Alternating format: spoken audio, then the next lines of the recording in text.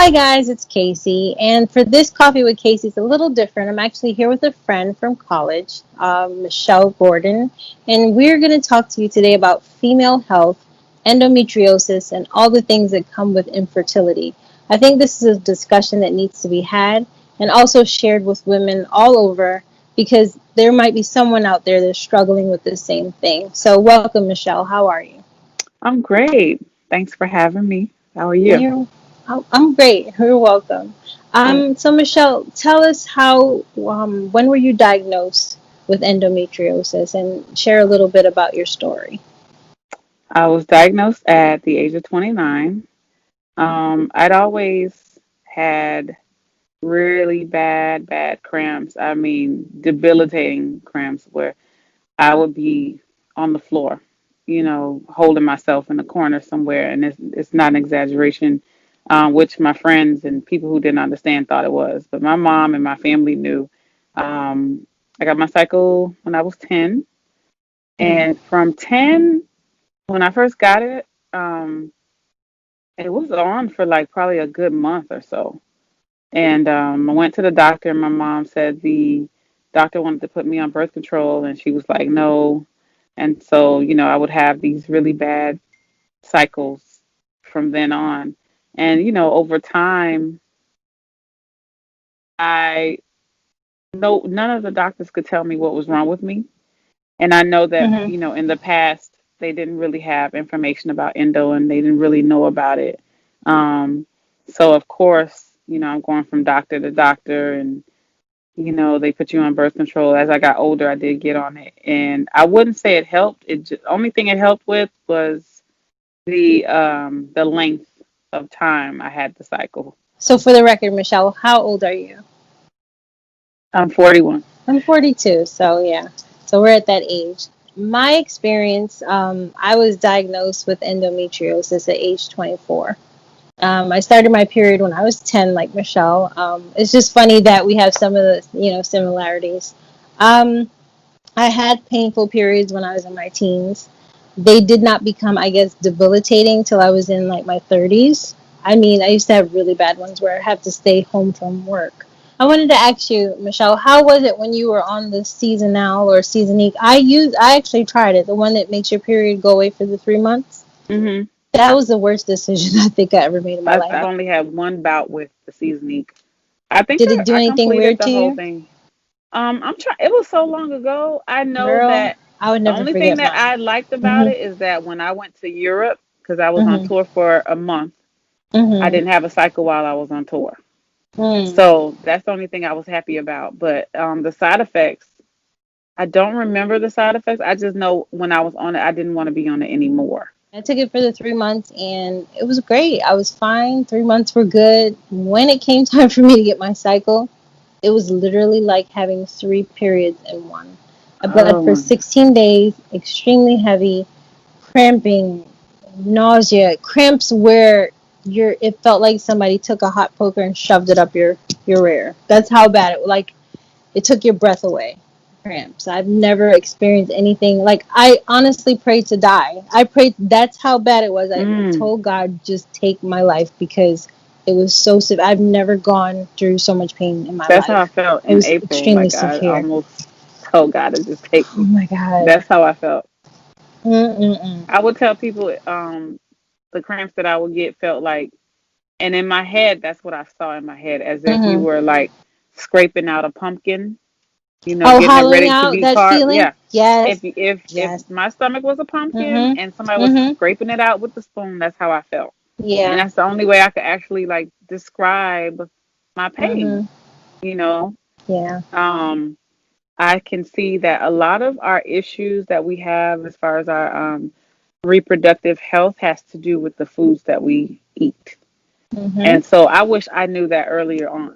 You know what I Right. mean? Maybe I could have prevented something. I mean, I'm not trying to blame myself, but maybe I could have prevented some things, or maybe I could have helped the pain that I was going through, Right.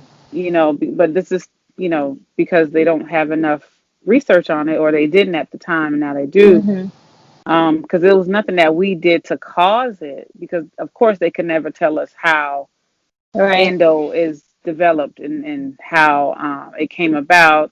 They just see similarities in the patients. Like you saw Mhm. similarity with my story. You know what I Right.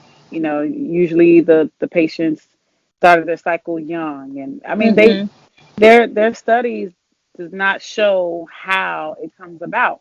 They just kind Right. of say you were born with it, and it develops in your reproductive stages in life. And I don't know. So I've tried to start eating differently, Mhm. um, and it helps. It helps The processed tremendously. foods, avoiding those. Mhm.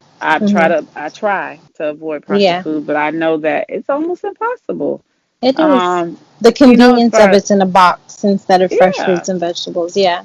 and Mhm. then too, like to eat food, fresh fruits and vegetables all the time, and organic food is very expensive. It is. So, but I'm trying. I'm trying to stay on the good foot with That's that, good. because it helps, and because I don't want to go through the pain that I went through before when I was just eating whatever I wanted to eat. Mhm. This endo thing, like sometimes it Yeah. comes anyway.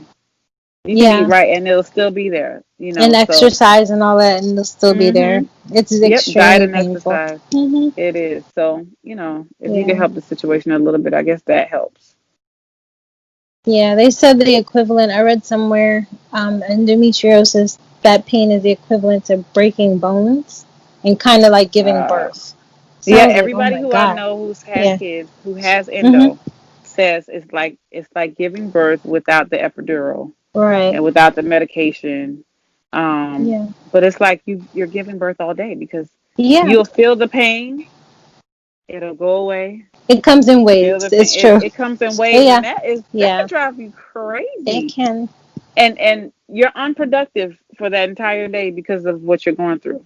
Right. And you can't just go lay down, and that's not gonna work.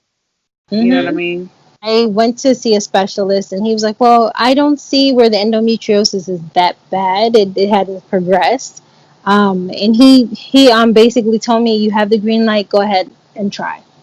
So I said, "All right, wonderful. This sounds great." So we tried, and nothing was happening. So I said, "You know what? I think it's time to see an actual fertility specialist." So after Walter and I have been married for what, 2 years, so we were trying, and we decided to go to the specialist, and they performed, when I say every test that I could think of under the under the rainbow, they did every test. Some of the tests were grueling, they were painful, and I was just Mm-hmm. wondering, is this really worth it? So I had them done, and I had a hysteroscopy. I think that's how you pronounce it. Hopefully, I'm not butchering that, but it's where they take a scope of your uterus. Like they want to see everything that could possibly be wrong with it. So when I got the information back, the doctor called me. He didn't even bring me into the office, which I think would have probably been a little easier for me. He called me over the phone. He was like, "Yeah, Casey, I was looking over your test, and I see that you have," he said, "that we did find the endo. You have low egg count, and you have it was something else. Oh, a septated uterus." And I was like, "Oh my god, what else am I What gonna is do?" that? Yeah, so all these, it's basically your uterus is at a tilt, so it's a little difficult for some women to get pregnant or conceive. So, My tubes were blocked, and yeah. I think yeah, and it was narrow. One of them was really narrow. Oh, and that wasn't even the end of it. I had a blocked tube as well on my left side. So I was like, well, I'm all kinds of messed up. I can't have a child at all. So when he told me all these things over the phone, I was just, it felt like somebody pulled the floor from underneath me. I felt like my whole life was shattered. And because I've always wanted to be a mom, always wanted to be a mother. And I felt that, you know, I felt that I got robbed because I'm like, why is this happening to me? He told Yeah. me this is in all my 23 years of being a doctor, this is the worst I've seen. And for Oh, you to be so young, it mm-mm. shouldn't be so advanced. And that was in Wow. person. So they don't, their They bedside don't. manners are trash. No, it is trash. That's what he said. You're over the hill. So he said the cutoff point for you to have a child, he said you need to start conceiving when you're in your 20s, your early 20s. And you should not try to conceive anytime after 25, 26. And I was like, well, that's That's a different. lie. Because a lot of women have been having children and older. That's why I figured that my situation wasn't that bad. But My mom had apparently I me at had all these things. 41. Exactly. So, and I knew women that conceived in their 40s, so I didn't think it was that terrible. But I know that as women, we have to be aware of, having, miscarriage or having children with physical limitations or disabilities at a later stage in life. I get that there are risks, Yeah. but when I found that I had this slew of things wrong with me and it was just unfixable, I was broken. And he said, the only way you're going to be able to have a child, and I was just like, what? And then he said, well, the only way you're going to be able to have a kid is if you have an egg donor, meaning that the baby biologically would not be mine. It would be my husband's Mm, and some other broad. And I was like, no, man. I don't want that. I think God has other plans for me. Maybe it's not to be a mom. Maybe I could be a mom. And people are like, just adopt. Adoption sounds great, but do you have 25 grand, 30 grand Exactly. just laying around to buy a kid? Right. Like, it to me, it's just sad. And I would like to one day when I'm financially able to adopt a child, but it's just the whole idea of not being able to have my own, I think is most devastating.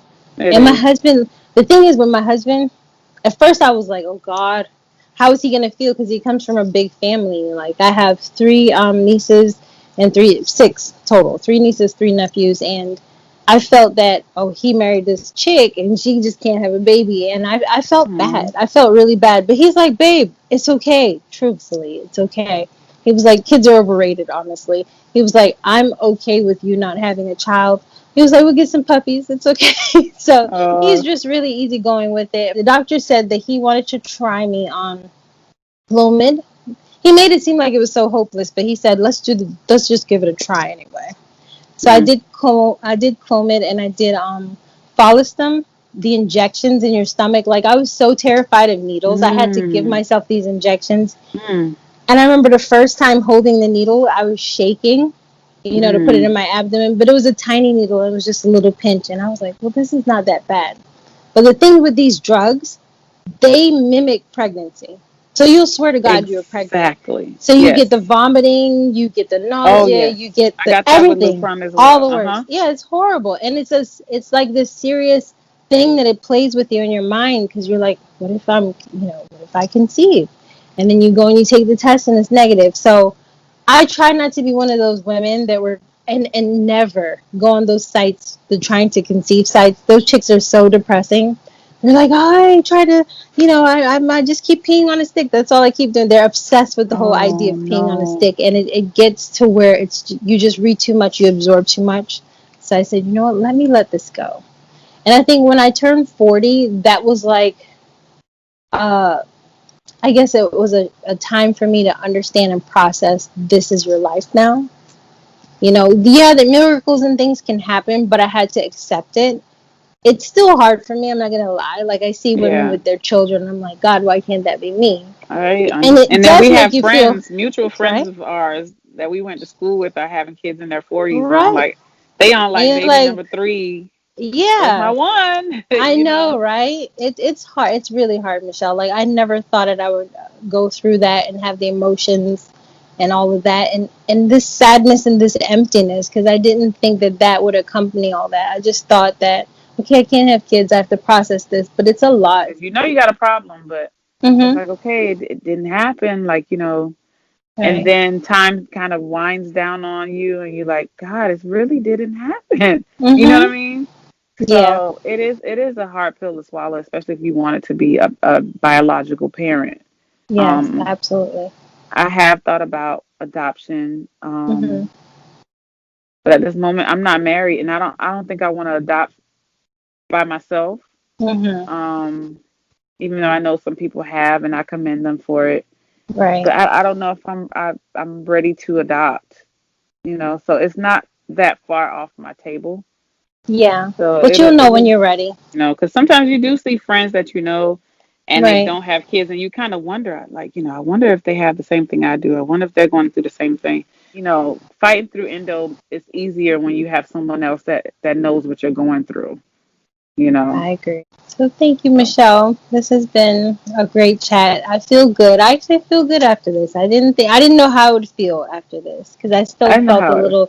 a little down recently, but Oh, this has helped, and I thank you for your time.